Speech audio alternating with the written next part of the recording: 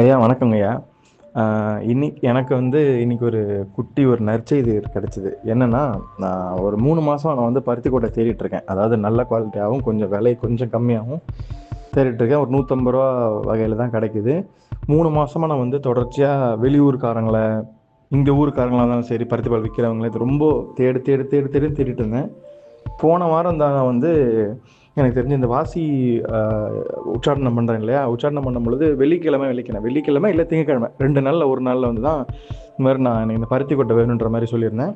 விலை கம்மியா வேணும்னு சொல்லியிருந்தேன். எப்படியான்னு வாங்கி குடுங்க ஐயா, வாசி ஐயான்னு சொல்லிட்டு அ மனமுருகி வேண்டிட்டேன். இன்னைக்கு என்னன்னு பார்த்தீங்கன்னா, நான் ஒரு வாரமா ஒருத்தர்கிட்ட பேசிட்டு இருக்கேன். அதாவது போன சனிக்கிழமையிலிருந்து பேசிக்கிட்டு இருக்கேன். போன சனிக்கிழமை, அதுக்கு முன்னாடி சனிக்கிழமை. ஒரு 7 நாளா தொடர்ச்சியா பேசிட்டு இருக்கேன். விட்டு, விட்டு, விட்டு, விட்டு. அவர் வடபழனிக்காரரு. எனக்கு அவர் குடுப்பாருன்ற நம்பிக்கையே இல்ல.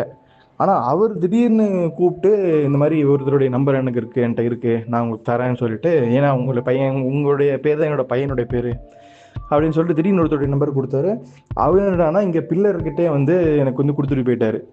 ஒரு 10 கிலோ போல வாங்கிட்டேன். ரூ. 120 தான். அதாவது நான் ரூ. 150 இருந்தது. ரூ. 120க்கே கிடைச்சிருச்சு. விலையும் கம்மியா கிடைச்சது.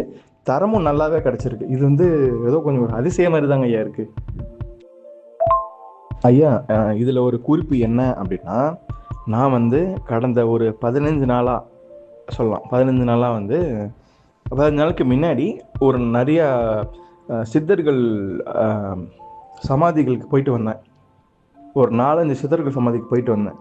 அவங்க கிட்டலாம் இதே மாரி வேண்டுதல் வச்சு ஒரு 3, 4 தடவ போயிட்டு நடக்கணும், நடக்கணும்னு சொல்லிட்டு இருந்தேன். ஆனா ரொம்ப வேண்டுனேன். இந்த மாரி நடக்கணுன்ற மாரி.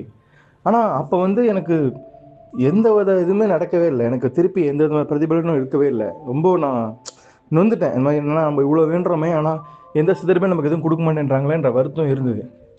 ஆனா நான் இந்த வாசி யாகம் செஞ்சு கொஞ்ச நாள்லயே எனக்கு கொஞ்சம் நல்லது நடக்கிற மாரி இருக்குங்கய்யா.